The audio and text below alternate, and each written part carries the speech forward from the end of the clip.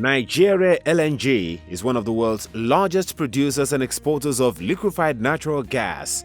By May 1995, 4 shareholders reached final investment decision (FID) and raised loans to fund the building of the Nigeria Liquefied Natural Gas Plant Complex in Bonny Island, Rivers State, Nigeria.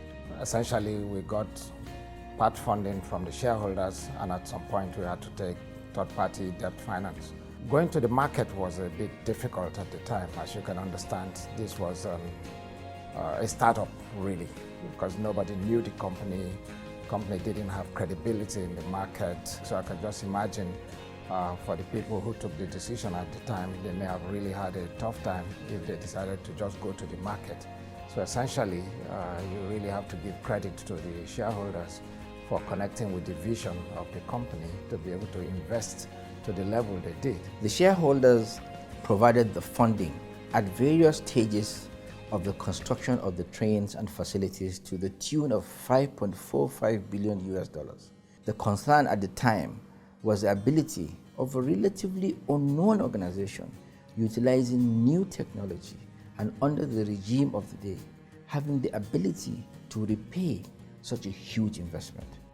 From the export of its first cargo in October 1999 till date, Nigeria LNG has exported over 4,000 cargoes to cater for the energy requirement of the world. With a robust loan repayment plan put in place, Nigeria LNG was able to manage any unforeseen challenges that may arise from repaying the loan.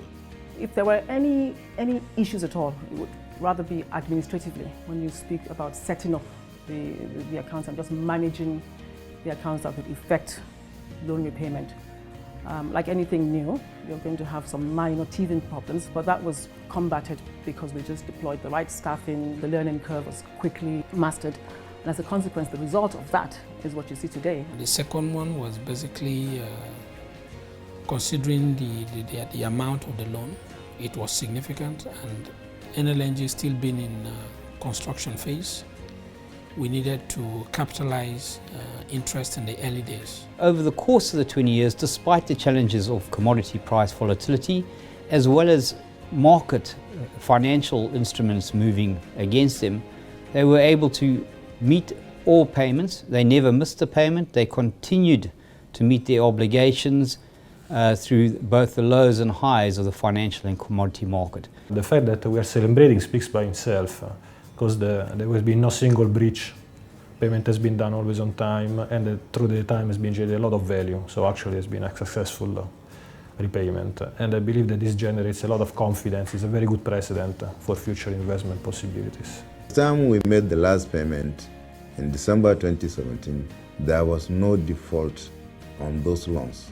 And it's because of the strategic documentations that enable company to be making payment of the repayment of the loans, as well as paying dividend out to shareholders, and indeed the tax that are associated with the activities of the company. From start of operation to date, NLNG has generated more than $90 billion in revenues and paid $5.5 billion in taxes to the federal government. From an initial investment of some $2.5 billion, NLNG has grown into a $15.6 billion investment. I would say this brand is one of the most successful brands today in Africa. If we were a publicly quoted company, I bet that we would feature in the top Fortune 500 list of best companies. Today we have 6 trains. I'm sure when they started, when they put in their early investment, they probably didn't see the capacity of the company growing to where we are today. And I think credit goes to the shareholders, and I want to take the opportunity to actually thank them for believing when no one could see. We are proud of what we have achieved and the impact we have made on the nation. We look forward to making even greater contributions to the world and nation.